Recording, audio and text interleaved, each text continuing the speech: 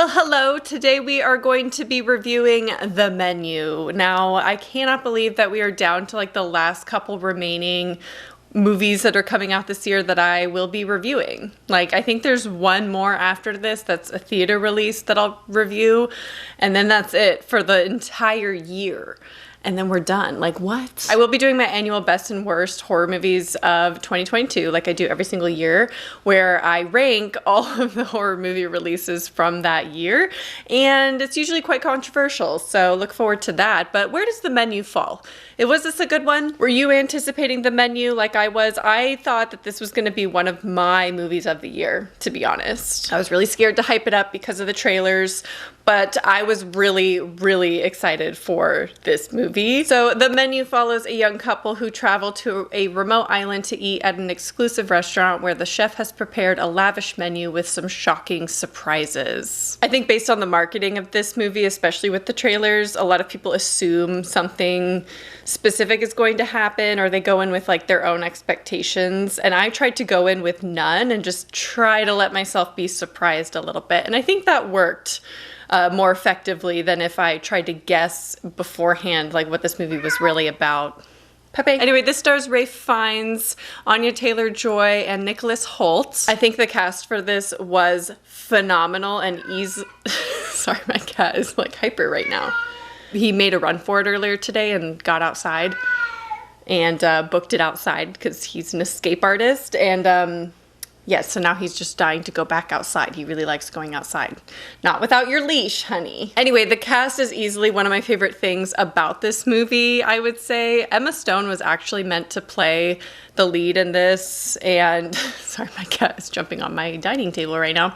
Emma Stone was intended for this role initially in 2019, but then in 2021, it was given to Anya Taylor-Joy, and I think this benefited the movie so much because Emma Stone just naturally has like a comedic essence to her. I mean, she mostly does comedy, and this movie already kind of leans heavily into the comedy, or I should say more humor.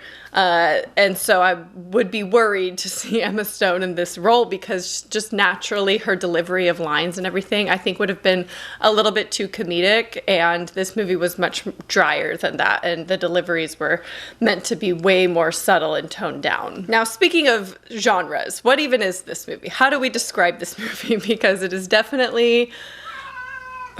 My cat. Okay, come here. Come on. He wants to join us. Can you see him? Oh, he's trying to eat this fern over here. You're just stealing the show. I gotta film a video, honey. Why do you look like that? No, you know what? I'll hold my laptop if that's okay with you. You're gonna just do some rubs on it. All right. Sorry, this is awkward.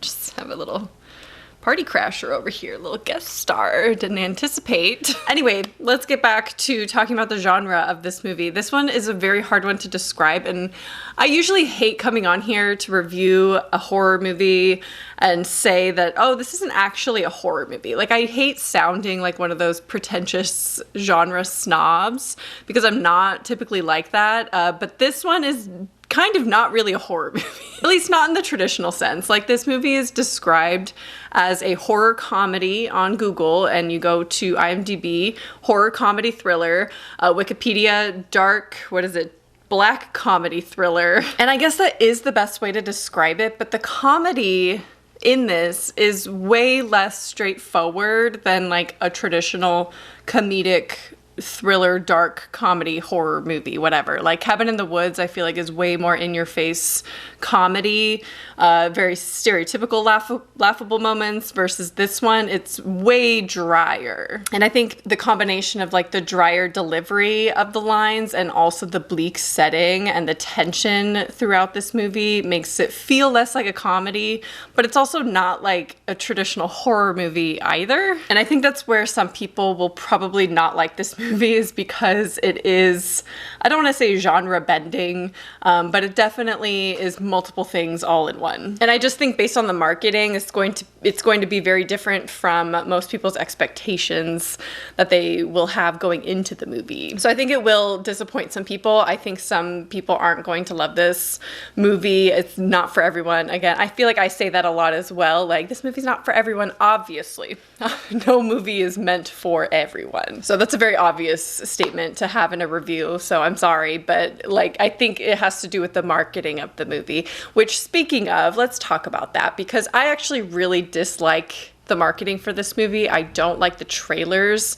I knew as soon as I saw the full trailer for this, which was unavoidable for me, unfortunately, that they showed too much. It was showing way too much of the interactions of some of the characters that I did not want to know going in. So I was really disappointed in the trailers. So if you have been able to avoid them at all, I don't know if that's even possible, but if you've been able to do that, continue to do that. Continue to not look at the trailers for this or know too much about this movie going in. Heck, don't even watch this review.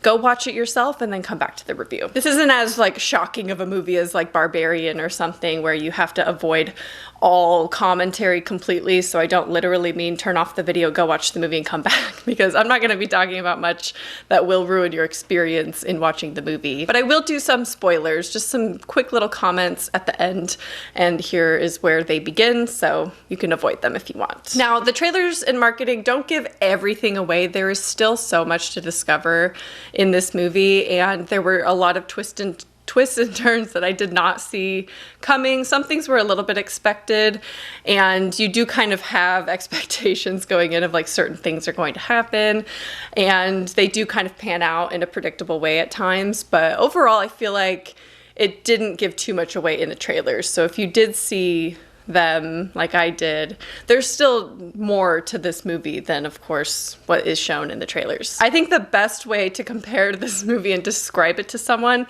is comparing it to Bong Joon-ho's directing style. Now, this movie is funny how Parasite is funny, you know? And honestly, the viewing experience is very similar to that of Parasite, given it kind of feels a little like commentary on classism a little bit at times. There are these really fancy bougie people, like stuck-up pretentious food critics and whatnot, going for this dining experience. But the comedy in this movie is very similar and reminiscent of Bong Joon-ho's comedy in his movies, like in Snowpiercer, Parasite, where it's really the background and the tension that is holding it down from being a straightforward comedy, and it's very light here and there. Although I laughed way more at The Menu than I did any of Bong Joon-ho's movies. It's very comparable in comedy style. And a lot of it is reminiscent of Bong Joon-ho movies in general, like the dry delivery, the quick quips from all of the characters, even the sense that it's a little bit meta. I said that to my partner when we left the movie theater, that this movie feels very meta, but I could not put it into words why it felt that way. But it just feels meta. Like, it's a very self-aware movie. It obviously knows what it's doing, but it's also a very straightforward movie.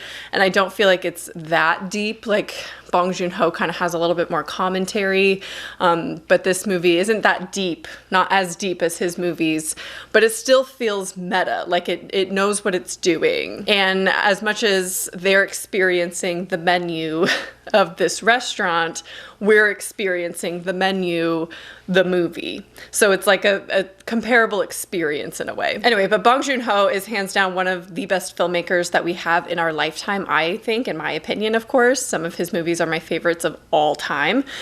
So to me, it's a great thing to see other movies doing this kind of style where it's a combination of genres that you don't really know how to describe, but on an entertainment level are just fantastic. Now let's talk a little bit about the horror elements and, you know, the darkness of this movie, since I already talked about genres a little bit. Now, like I said, this movie doesn't lean heavy into the horror.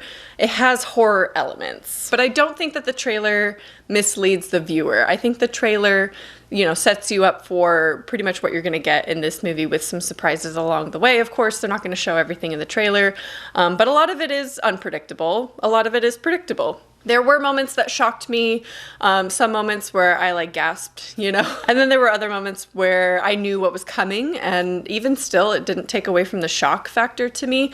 So there were moments where this movie got dark, but I feel like it was more in its concept than the visuals. I think what really benefits the horror aspect of this movie is actually the tension that is kept from the moment we see Ralph Fiennes appear on screen, we know something is going to go down. Like, he just has like a great essence about him to create this tension in the movie. And I'm not biased because he plays Voldemort in Harry Potter, but was I a fan of him? Absolutely. He's my favorite person in this movie. He just can do the most subtle facial expressions to like get across this acting that is so phenomenal and like captivating to me. Anyway, but the tension is never broken from that moment. Like, I feel like we are expecting things to go a certain way. We know it's going to get dark. We know there's stuff going to go down. So we're just like waiting in anticipation for these things. And so I think that tension really fed the horror and made the horror that much more effective versus if it broke here and there, the actual horror elements that happened wouldn't have been as effective. And really it's the mystery of trying to figure out what is actually going to happen and how dark the movie is going to go, because there were moments where I was getting nervous. Like, are they going to be graphic about this? Are they going to show a lot? Is it going to be really dark? Can I handle this? But it never pushes the limits. It never gets that dark. In fact, if anything, I wish they had less restraint, and I wish they pushed it even further. If they pushed the horror a little bit more, in my opinion, I think it would have added so much more to the movie, because it always left me wanting more of that darkness, more of that disturbing elements. So I wish they pushed it a little bit. Would have been better for me personally. But if you're not typically a fan of horror, I think you'd really love this movie because it never goes too dark, you know? So if you typically don't love horror, I think you'd still really enjoy this movie. Now, I will say some of the decisions made by some of the characters don't make sense. However, like I said, this movie is very self-aware. So there are moments where it kind of calls attention to the weird decisions that characters are making. This isn't a very like realistic, set in logic type of movie. Like, it's very conceptual and an experience. However, I will say some plot points that I thought were going to turn horror and that they kind of set up to be a little bit more horrific fell flat and really had no point to the story at all, and felt like they could have been omitted completely and I would not have noticed. And they just never felt like they had a purpose. Like, there were certain scenes that just had no reason whatsoever to be in there, and I'm not sure why they decided to do them, because they could have been, they were like building it up to be something kind of disturbing, or, you know, some horror's gonna happen, and then nothing plays out, like nothing happens. Now, given that, I do love how the story is never over-explained. I did mention already that the story is pretty straightforward, and it is, but I especially love how the ending and like the overarching story and how we get to know the head chef isn't over-explained. And again, it has to do with the subtleties of Rafe's acting. And we really come to understand what's happening through context and story versus the dialogue or like characters explaining to one another what is happening or anything like that. Nothing is ever spoon-fed to the viewer, which you know is a pet peeve of mine. But I will say a lot of these things in combination will probably lead some people to not enjoy this movie as much, because does this make sense as a story? I don't know. Some things are predictable. Character decisions don't really make sense all the time. Plot points that kind of end up going nowhere. And then things just aren't really wrapped up or explained thoroughly. I think all of these things can kind of lead some people to not enjoy it as much. I personally really loved the experience of this movie. I was never bored at all. So on an entertainment level alone, this movie is a 4 out of 5 for me. I just found The Menu to be such a fun movie and just so entertaining overall. Very much with the humor mixed with the darker elements. Like, the tension was there. I was never horrified by anything really. But there were dark elements in there that were genuinely shocking. And the humor was fantastic. I mean, I laughed so much in this movie in the best ways. And usually given with like deadpan expressions from the actors, and I just love that. I think it's so effective. It's not goofy. This isn't a goofy movie, but the humor of these characters is just, it's so good. So I do have a couple little spoilery comments. I want to point out some of the scenes that didn't work for me, and also the ending, kind of talk a little bit about that. So if you haven't watched the movie, I will be talking about spoilers, so tune off the video now. Okay, so one of the scenes that really did not work for me and I was not a huge fan of was when they all go outside and Julian, the head chef, is saying that the men can run.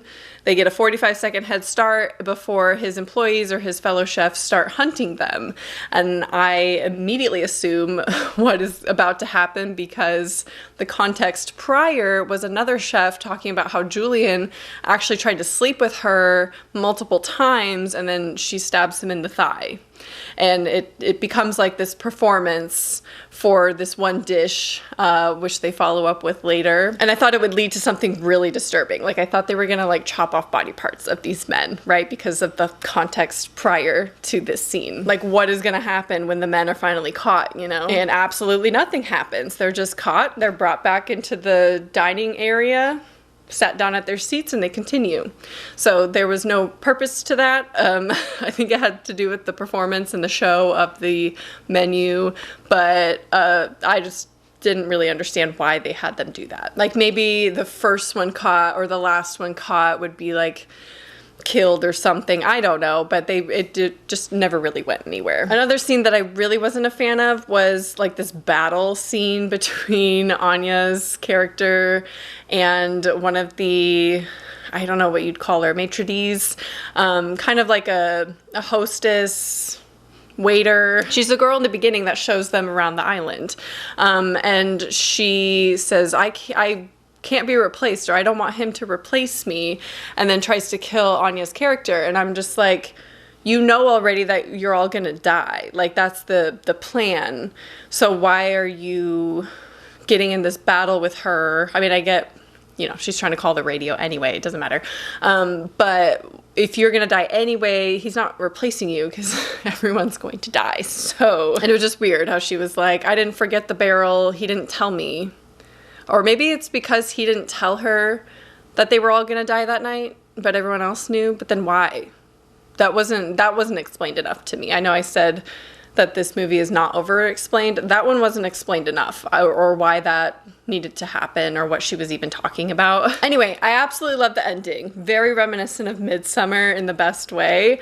More subtle, less disturbing, of course, than Midsummer, but still very dark and like just conceptually disturbing. And I like that there isn't a huge climax to this. Like the climax of this movie is this strange interaction of Anya's character ordering a cheeseburger from Julian, the head chef. And it's like this really weird, tense moment where he cooks her a cheeseburger, but it's so weird and effective.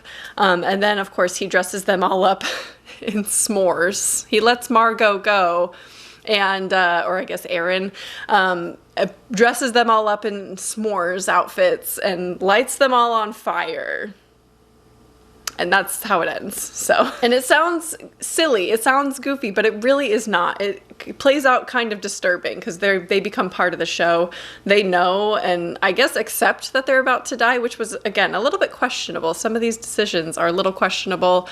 Why are these people all of a sudden so content with dying? They've accepted it. In fact, it even seems like they have this sense of relief around being killed by this man. Like maybe they know they can't escape. One woman even says thank you. So it's like why'd they go from like wanting to escape so bad to being so accepting of it? Like all of them. I'd understand if some people accepted death and just knew that they were helpless, but even the like douchey like food bros, or you know, company bro, I don't know what those three, even they were just like chilling in their s'mores outfits before they were lit on fire. So I wish they had like a little bit of a different response in the end. Again, maybe there's like a bigger meaning to this, or I don't know. I really don't think the movie's that deep. Like I said, there's a little bit of commentary when he mentions service workers, because we find out that Margot is not actually Margot. Her name is Erin, but she is a sex worker who was hired to attend with this guy. So I feel like there's a little bit of something in there with commentary. He ends up letting her go. She orders a cheeseburger because she knows that he used to flip burgers and that's how he got started. So I don't know about that, but I don't think we need to like overanalyze every single detail in this movie, but I'm sure there is a lot to analyze. But that can sometimes take the fun out of it, so I don't really feel like doing that. But I do find this movie so entertaining. Highly, highly recommend. It was just a really good time. This would be great to show people, to watch with others. It was just a great time. And I absolutely love that Ryan and I got the theater to ourselves watching this one, because we could talk about what was happening. We could laugh a lot louder probably than we would have if there were other people in the room. So that was also a great viewing experience, was having the whole theater to ourselves. You go at 9:30 on a Sunday and you have a personalized experience. Anyway, I would love to hear your thoughts on The Menu if you have seen it this past weekend. This would be a great movie to go see on Thanksgiving. I think their timing was dead on with the release of this movie. This is a great Thanksgiving movie, to be honest. But yeah, let me know your thoughts on The Menu, and I hope you enjoyed this video, and I'll talk to you soon. Bye.